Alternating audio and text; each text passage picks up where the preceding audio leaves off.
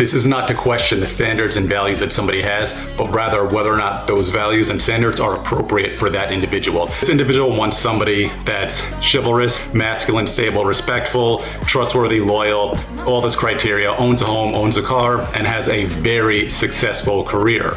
We're gonna go through this to see how rare this is and to see how the current dating scene has changed so much so that actually somebody feels comfortable requesting this. The last two things that she requests I feel are reasonable. No drug use, no drinking, 2 explanations. I'm assuming that means at all, which again makes it more challenging. All right, so $107,200 is actually considered the top 20th of individual earners in San Antonio. And those jobs are less than 1% of the jobs in San Antonio. So on that criteria alone, it limits the majority of individuals right off the bat. And on top of that, all these other qualities and characteristics, in addition to all the inconsistencies, one of the things she wants is a attitude.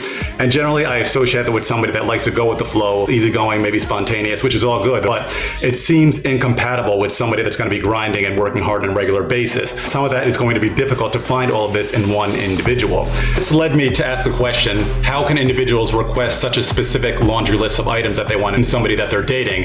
And I like to call it the Starbucks ordering. You know, you can go into Starbucks, you can order a coffee and you want it to have oat milk and you want it to be not filled up to the top, maybe a couple of ice cubes because you want it to be cooled somewhat and you actually like the way the ice tastes when it melts in the hot drink. There's so many specifics of what you can order. This really has allowed individuals to make more requests that might not be necessarily that reasonable. Back in the day, this is much different. It was a lot more competition in one aspect, but then a lot less in others. And I feel that these online dating apps are basically what caused individuals to feel comfortable asking for all of this. Back then, it was more difficult because you were competing against everybody that was in that location. It was more challenging in the moment, but you were limited as to who was going to be in that pool of individuals you could actually date. Now, you can actually date individuals from all over. In fact, this one is actually from a town that doesn't have that many individuals in it. And the next closest city to her was San Antonio and Austin. So she can basically go within about an hour each way and have these dating markets. So if somebody's asking for all this, you imagine that they should have something comparable, not the same qualities or characteristics, because men, we like different things than women look for,